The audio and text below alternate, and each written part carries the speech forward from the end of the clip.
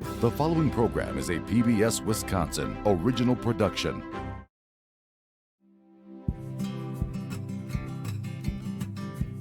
There's nothing better than sharing a meal with friends. Gathering around the table, enjoying home-cooked food with fresh ingredients, and sharing stories about how we live our lives as farmers. That's what brought me to the small community of Prairie Farm, Wisconsin. Welcome to Prairie Farm, Wisconsin. I'm here today to enjoy a meal with these amazing farmers and to find out what brought them to this wonderful small community in northwestern Wisconsin. Along the way, we'll learn more about the unique things that they're doing on their farms, and we'll cook and eat some delicious food. Gather with us around the farm table. I'm your host, Inga Witcher. Hey! I'm Inga, a fourth-generation dairy farmer, milking cows and making cheese on my small farm in Wisconsin. I'm passionate about exploring new places, meeting new people, and finding the best local ingredients that I can turn into delicious meals. I would like to invite you along on this food and farming adventure.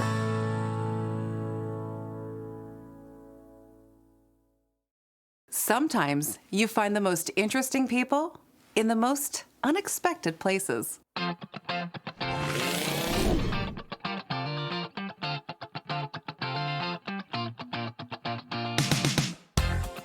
Ken and Jay are a wonderful couple who I've been inspired by for years. They came to Prairie Farm to try something new and original.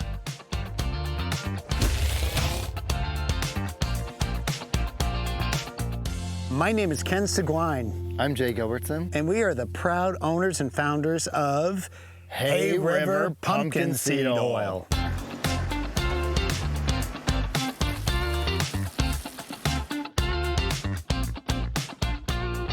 Americans love pumpkins, and they're actually native to the Americas. They really became very popular in Europe, and in about the 1600s, the Austrians started taking the seeds and pressing the seeds for the oil. And the pumpkin seed oil, it tastes delicious, and so we think a lot of Americans, if they tried it, would also enjoy it too.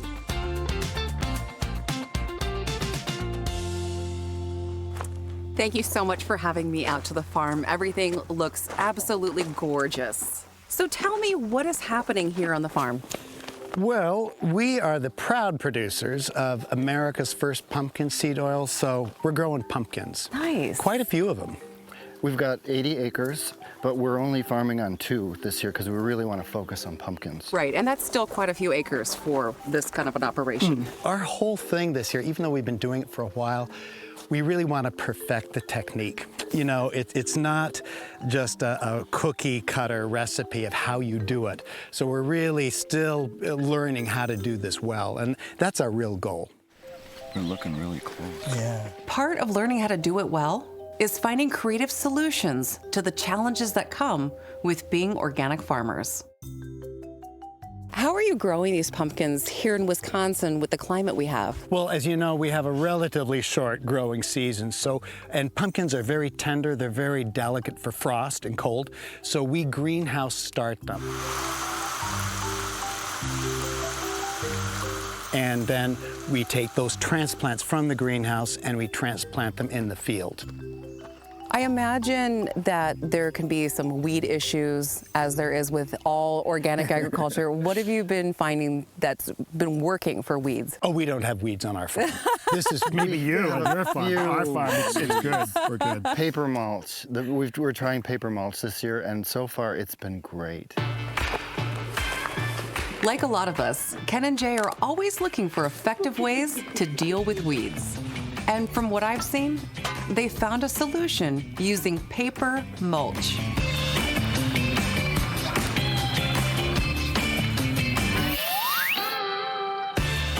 Paper mulch is the best way that we can think of weed control.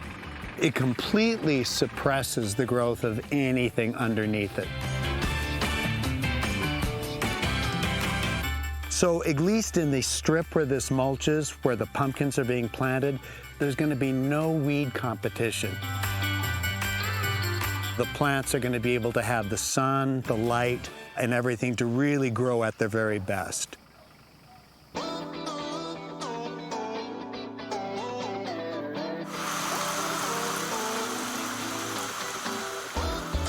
We plant 50-cell seed trays over in a neighbor's greenhouse. We greenhouse them for 10 to 12 days, depending. And then we bring the seedlings over here on a truck, and they go with the water seed planter.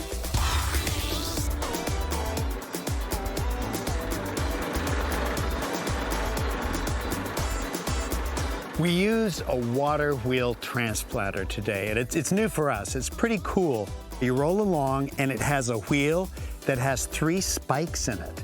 And these spikes will pierce that paper mulch that we have, and then it also has a tank of water, and it's dripping water. And when that spike goes into the ground, it drops water.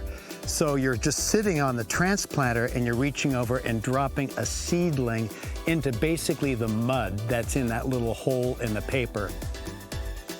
And it's an ideal way to get the seedlings started because they have complete contact with the soil and a boost of water. With their seedlings in the ground, we'll give Ken and Jay some time to let their pumpkins grow.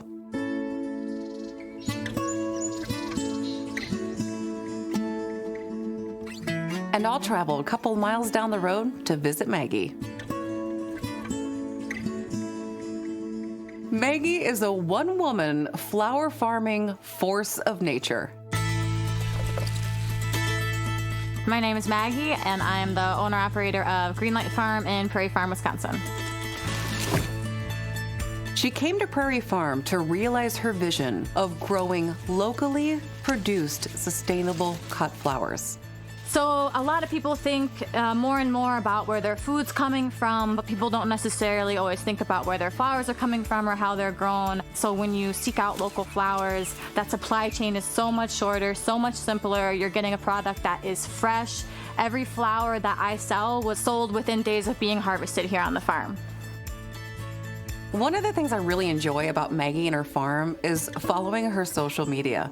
She's always posting the most beautiful pictures of just this amazing variety of cut flowers throughout the year. And this spring, she showed me how she cares for and harvests her tulips, the first cut flowers of the year.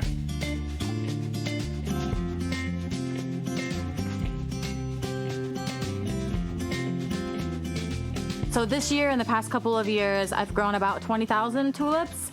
They're all harvested by hand and sold here on the farm throughout western Wisconsin and in the Twin Cities. Tulip season is only a couple of weeks long. It's very energy intensive. We harvest tulips 1, 2, sometimes 3 times a day, 7 days a week until they're all harvested. For me, it is so interesting to see this different style of farming, so different than dairy farming, and realize the amount of work and knowledge that really goes into this. When I harvest tulips, I pull the whole thing up, bulb and all, out of the ground. I harvest them into crates. I then take them into my barn. I wash the dirt off the stems. Put them in the cooler, and then when I'm ready to sell them, they come out of the cooler. We snip off the bulbs, put them in water, and then they go out into the world from there.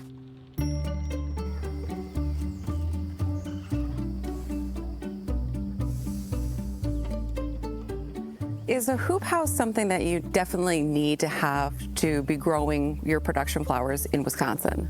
So I don't think that you necessarily need to have it depending on what you're growing, but for me, my production is increasingly more and more focused on early and late season and then perennial crops. So when I grow things inside the hoop house, I have a lot more just control. So I can grow things earlier, I can grow things later, and also the quality of the flowers is nicer because I get longer stems in here.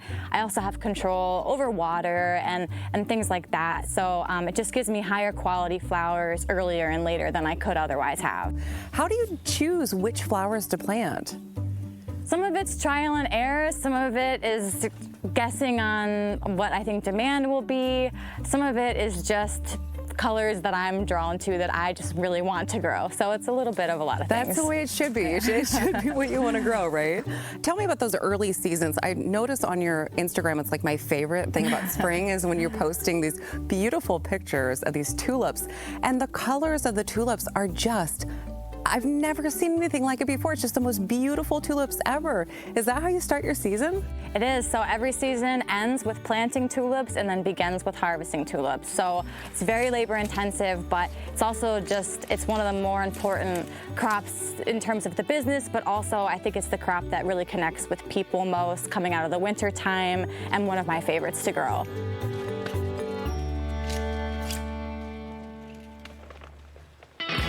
While Maggie got back to work, I headed up to go visit with Erin, another woman who's bringing her own unique vision to the area.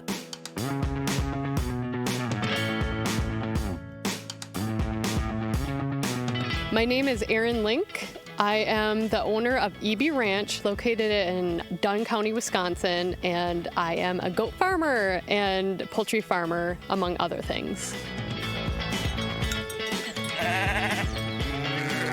EB Ranch's big idea was to showcase that a small farm can be diverse in not only livestock, but in the products that it produces and offers to the community.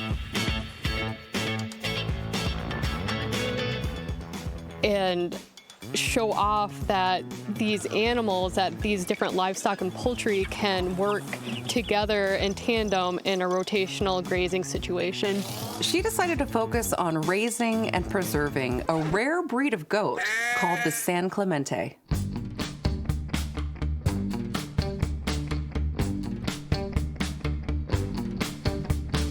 I am happy to say that I'm steward to the critically endangered San Clemente island goat. There's only about 1,400 of them left. And what's so intriguing and special about them is their multi-purpose nature. They are really hardy, they're adaptable, they can be really good milk and meat producers, as well as possibly fiber, or just browse, pets, you name it, they're there for any small farm or homestead. They're this a rugged little goat that I really enjoy raising. Erin finds creative solutions to the challenges she faces as a homesteading farmer.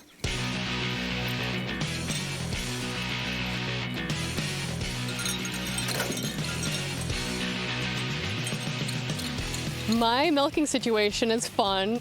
The shelter that the goats use on rotational pastures is actually a gutted out camper that I have the milk stanchion in. Girl.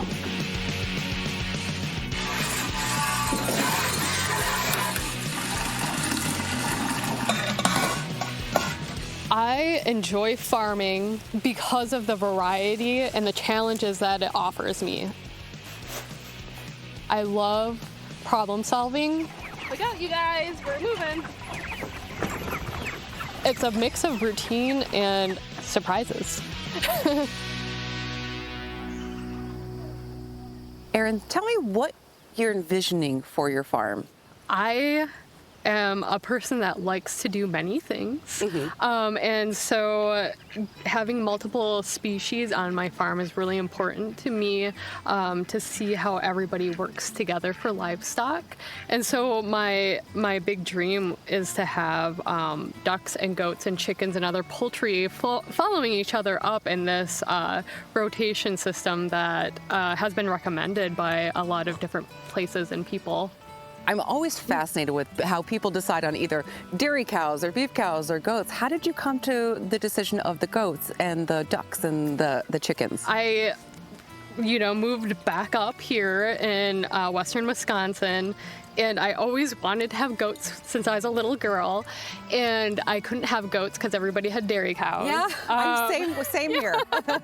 and so it was never my true intention, really. Like, I didn't have this long-term plan of moving back up here to farm, but my partner and I had the opportunity to do so, and so I was like, I'm getting goats.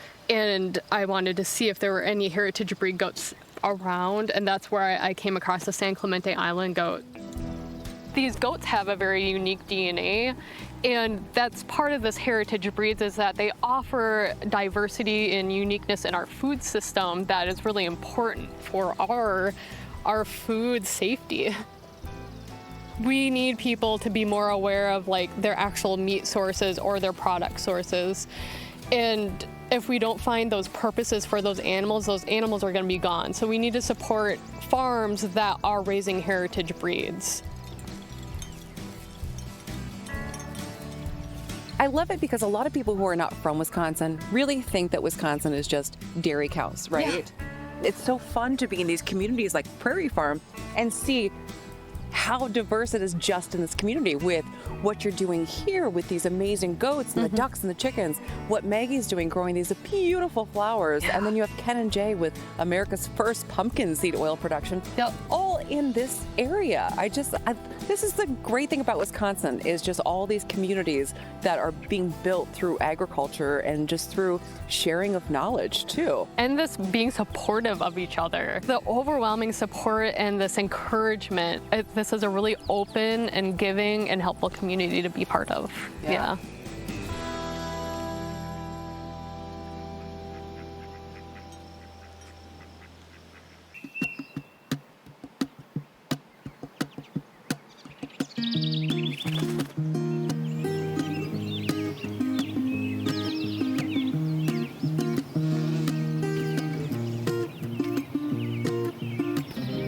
The summer months have also been kind to Maggie, and new crops of flowers are in full bloom.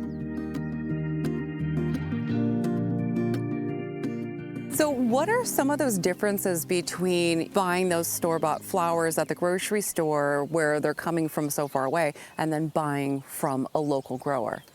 In the United States right now, about 70% of the flowers sold in the United States are imported, primarily from Central and South America, but really from all over the world. And of that small percentage grown here, most are grown in California, about 70 to 80%. And you think about all the miles that it took for them to get from halfway around the world into your home. You're not able to have that connection with the farmer that grew it, or to even be able to ask the questions of how it was grown and the story behind it. So local flowers is a really small but growing market. The flowers seem to be more interesting too. When I see it at farmers markets or here, it just seems like the flowers are more interesting and there's more of a variety. Yeah, absolutely. You know, a lot of the flowers that are grown commercially and shipped from abroad, you know, they're bred for their ability to be shipped and to survive that process. Whereas with local flowers, and what really makes them special is I can choose varieties that smell amazing, that you can really stick your nose into and enjoy that are gonna have all the colors and textures and all the things that you might not necessarily get from flowers that come from halfway around the world. We can get with local flowers. It must be so meaningful for you to be out here working with the flowers. What is that passion like for you to be a farmer?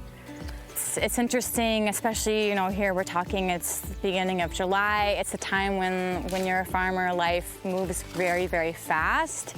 And I always have to remind myself to take some moments to move a little bit slower and to just take a look around and really take it in and be reminded that I am surrounded by beauty, and I'm very lucky to have that in my life every day, and that I can provide beauty and kind of a place of peace for myself and for other people. I can provide a habitat for pollinators. There's just so much beauty that comes with growing flowers that I just appreciate more as time goes by.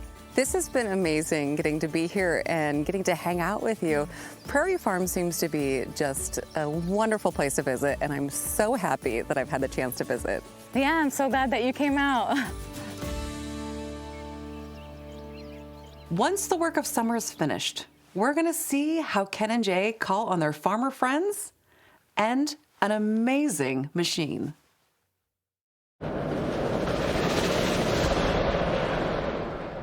The machine, to me, it's improbable. If you had told me how it works, I'd say, nah, that wouldn't work. But it actually works very well.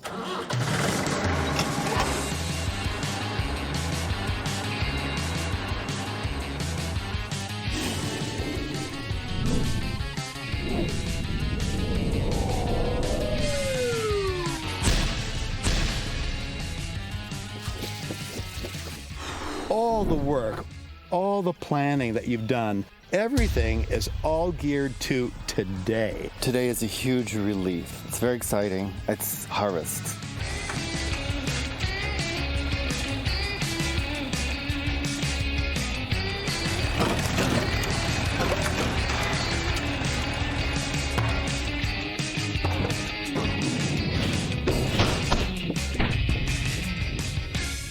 When we have harvest, we need a whole bunch of people to help.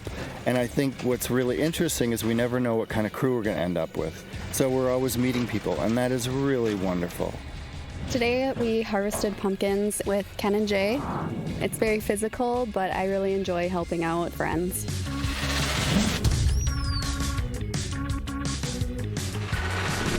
It's my 13th year helping Ken and Jay harvest pumpkins.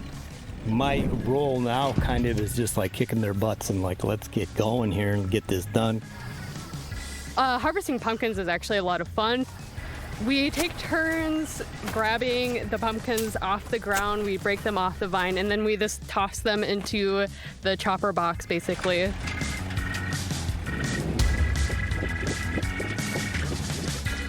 It's incredible to see the technology of these machines to be able to harvest those pumpkins, separate out the seed, and get it all cleaned. These kinds of things really help out around the farm. It smashes up the pumpkins, and then it goes into a series of 3 tubes. And in the very first tube, it actually will spit out the back end, the rind, the flesh of the pumpkin. So it's a net gain of organic matter to the field.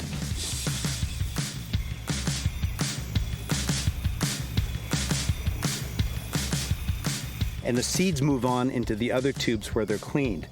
And we end up with remarkably clean seeds at the end.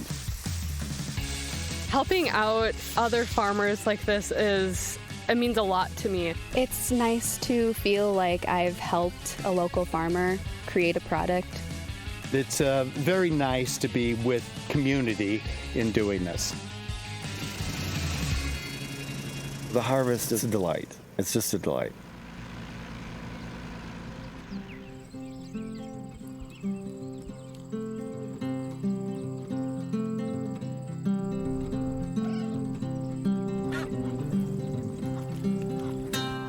So tell me a little bit about the oil. I want to know like what it tastes like. What are those benefits of this oil? Actually, you know, have you ever had roasted pumpkin seeds? Yeah. It has a rich, nutty flavor. It's delicious. I mean, that's the main reason we're doing this. It's a really tasty, delicious oil. The color is beautiful and kind of unexpected. It is. I mean, you're not normally seeing this in oils. And actually, the color is the nutrition. So pumpkin seed oil is rich in some of these compounds that are antioxidants in our body. And it's a very healthy fat with a wide range of benefits, from, healthy cholesterol to supporting heart health. But the thing we like to really focus on is the taste. It tastes good. The flavor is really amazing. It's delicate and nice. How else do you use this? Because it seems to be you don't want to heat it. You're right. So it's also high in omega-3 fatty acids that are delicate. They don't like high heat, so you wouldn't fry in it. But you would use it like this, salted, to dip bread in, or maybe most commonly a salad dressing, a vinaigrette salad dressing. or to put it on cooked vegetables. Like it's Right. been asparagus season here. It's delicious on asparagus, on broccoli. Well, this is really interesting. I have a couple of ideas on how I want to use this in the kitchen. So if you don't mind, I'd like to get started. Yeah, our Wonderful. pleasure. Let's Please go. do. For this summer meal, I used the fresh, local ingredients picked from local farms and my own garden. I cooked them up together, added some cream, and topped it off with Ken & J's pumpkin seed oil for a delicious corn chowder.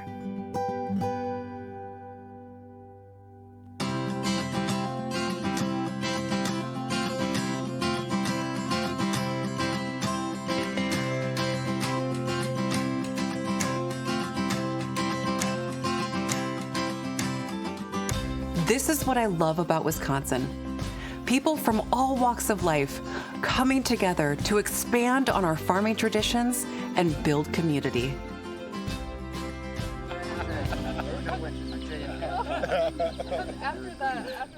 Well, I hope this has inspired you to sit down with the members of your community and enjoy a meal. And I hope you'll gather with us next time around the farm table. I'm your host, Inga Witcher. Enjoy. Thank you. Thanks for Inga, this having is so us. good. Really the soup delicious. delicious. Holy The salad's great. You know, I really love these napkins. I was going to. I love